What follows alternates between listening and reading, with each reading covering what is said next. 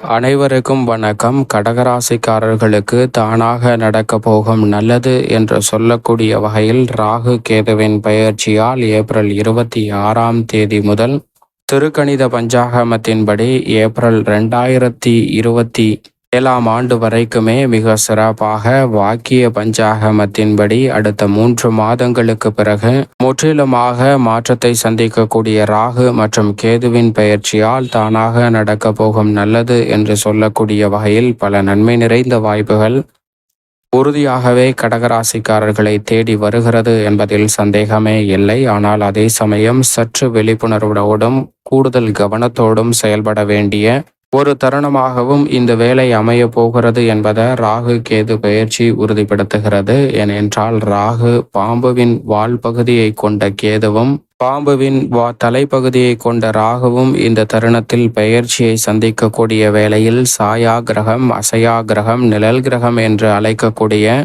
இந்த ராகு கேதுவை பொறுத்த வரைக்கும் சூரியனை போல் தன்னந்தனியாகவே சுழலாத ஒரு ஆற்றல் பெற்ற கிரகங்களாக பார்க்கப்படுகின்றன. அப்படிப்பட்ட கிரகங்கள் நாம் வசிக்கக்கூடிய பூமியிலிருந்து பார்க்கும்போது அவை பின்னோக்கி நகர்வதை போன்ற தோற்றத்தை ஏற்படுத்துவதால் உறுதியாகவே ராகு கேதுவின் பெயர்ச்சியால் மிக சிறப்பான மாற்றம் உங்களை தேடி வரும். ஏனென்றால் நாம் ஒரு பேருந்தில் பயணிக்கும் போது சாலை ஓரங்களில் இருக்கக்கூடிய மரங்களை பார்க்கும்போது அவை பின்னோக்கி நகர்வது போன்று தோன்றக்கூடிய தோற்றம் எப்படி ஏற்படுகிறதோ அதே போன்று மற்ற கிரகநிலைகள் முன்னோக்கி நகர்வதால் ராகு கேது பின்னோக்கி நகருகின்றன என்ற தோற்றத்தை உருவாக்குகின்றன. அந்த வகையில் பார்க்கும்போது நிச்சயமாக மற்ற ராசிக்காரர்களை காட்டிலும் ராகு கேது பெயர்ச்சி என்பது கடகராசிக்காரர்களுக்கு சற்று சாதகமற்ற சூழலை உருவாக்கினாலும் கூட அஷ்டம சனி, கண்டச்சனியை போன்று மிகப்பெரிய அளவிலான சிரமங்கள் ராகு கேதுவின் பெயர்ச்சியால் ஏற்படாது.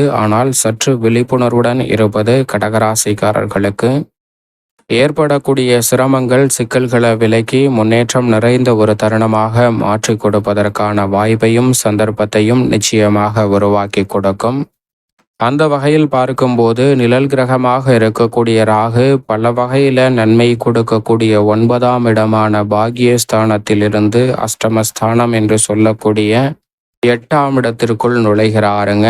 ராகு அஷ்டமத்திற்குள் நுழைவது சாதகமற்ற ஒரு அமைப்பாக தான் பார்க்கப்படுகிறது. ஆனால் அதே வேளையில் சனியை ஒப்பிடுகையில் ராகுவால் மிக பெரிய அளவிலான பாதிப்புகள் வராது என்பதும் யதார்த்தமான உண்மையாக பார்க்கப்படுகிறது. இருந்தாலும் கூட சற்று கவனத்துடனும் விழிப்புணர்வுடனும் செயல்பட்டாக வேண்டும்.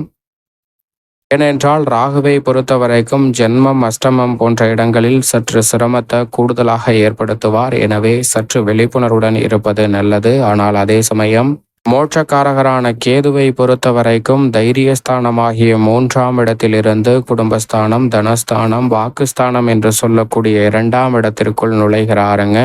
கேதுவை பொறுத்த வரைக்கும் பெரிய அளவுல சாதகமற்ற சூழல் என்று சொல்லிவிட முடியாது. சகாயஸ்தானத்தை ஒப்பிடுகையில் சற்று நன்மை குறைவு என்றாலும் கூட மிக பெரிய அளவிலான சிக்கல்களை உறுதியாகவே கடகராசிக்காரர்கள் எதிர்கொள்ள வேண்டிய சூழல் இல்லை என்பதை திட்டவட்டமாக எடுத்து காட்டுகிறார். எனவே தானாக நடக்க போகும் நல்லது என்று சொல்லக்கூடிய வகையில் உறுதியாகவே மோட்சக்காரகரான கேதுவின் அமைப்பால் பல நன்மை நிறைந்த வாய்ப்புகள் குடும்பத்திலும் பொருளாதார ரீதியான விஷயங்களிலும் நிறைவான முன்னேற்றத்துடன் சந்திப்பதற்கான வாய்ப்பு அபரிவிதமாக கிடைக்கிறது என்பதுதான் யதார்த்தமான உண்மையாக கடகராசிக்காரர்களுக்கு பார்க்கப்படுகிறது. ஏனென்றால் கேது குடும்பஸ்தானத்தில் அமர்ந்து தனது 7ஆம் பார்வையை அஷ்டமஸ்தானத்தில் பதிக்கிறார். எனவே அஷ்டம பாதிப்புகள் சற்று கட்டுக்குள் இருக்கும். ஆனால் ராகு அஷ்டமத்தில் அமர்ந்திருப்பதால் சின்ன சின்ன சிரமங்கள் வந்தாலும் கூட மோட்சக்காரகரான கேதுவின் அமைப்பால் இந்த தருணத்தில் வார்த்தைகளை கவனமாக பயன்படுத்துவதோடு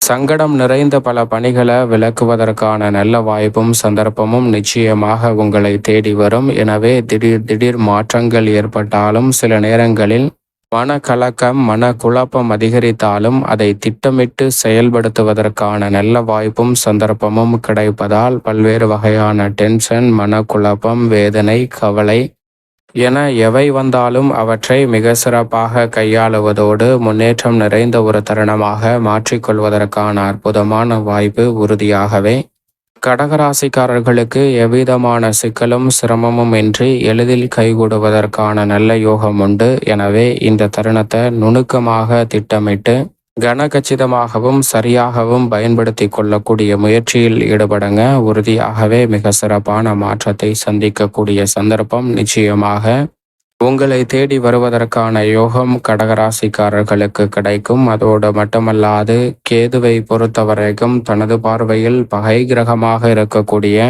சூரியனின் ஆட்சி வீட்டில் அமர்ந்திருக்கிறார். ராகு தனது பார்வையில் நட்பு கிரகமாக இருக்கக்கூடிய சனியின் ஆட்சி வீட்டில் அமர்ந்திருக்கிறாருங்க. ராசியின் அதிபதியான சந்திரனின் பார்வையில் ராகு கேது ஆகிய 2 கிரக நிலைகளுமே சமகிரகமாகவும் பகை கிரகமாகவும் பார்க்கப்பட்டாலும் ராகு கேது சந்திரனை பகை கிரகமாக பார்க்கின்றன. எனவே கெட்டவன் கிட்டிடில் கிட்டிடும் ராஜயோகம் என்று சொல்லக்கூடிய வகையில் உறுதியாகவே ராகு மற்றும் கேதுவின் அமைப்பு சாதகமற்ற சூழலை ஏற்படுத்துவதால் விபரீத ராஜயோகம் என்று சொல்லக்கூடிய வகையில் எதிர்பாராத அதிரடியான மாற்றமும் வளர்ச்சிக்கான நல்ல வாய்ப்பும் சந்தர்ப்பமும் இந்த வேளையில் உங்களை தேடி வருவதற்கான முதன்மையான யோகம் நிச்சயமாக கடகராசிக்காரர்களுக்கு கிடைக்க போகிறது. சரியாக பயன்படுத்தி கொள்ளுங்கள்.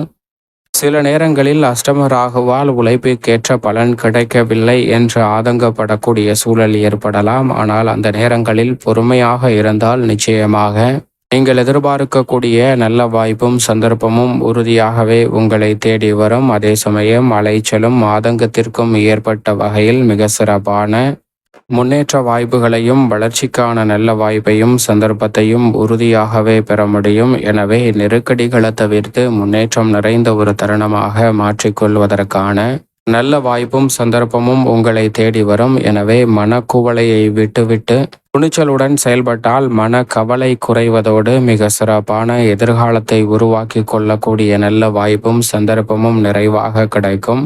இந்த தருணத்தில் உங்களுடைய சிறு முயற்சி கூட கடகராசிக்காரர்களுக்கு எளிதில் வெற்றி வாய்ப்பை ஏற்படுத்தி கொடுக்கும். குடும்பத்தில் திருமணம், காதுகுத்து, நிச்சயதார்த்தம், புதுமனை புகுதல், புத்திரபாகியம் என பல்வேறு வகையான சுப நிகழ்வுகள் எவ்விதமான சிரமமும் சிக்கலும் தடையுமின்றி கடகராசிக்காரர்களுக்கு எளிதில் கைகூடும். சரியாக பயன்படுத்தி கொள்ளுங்கள்.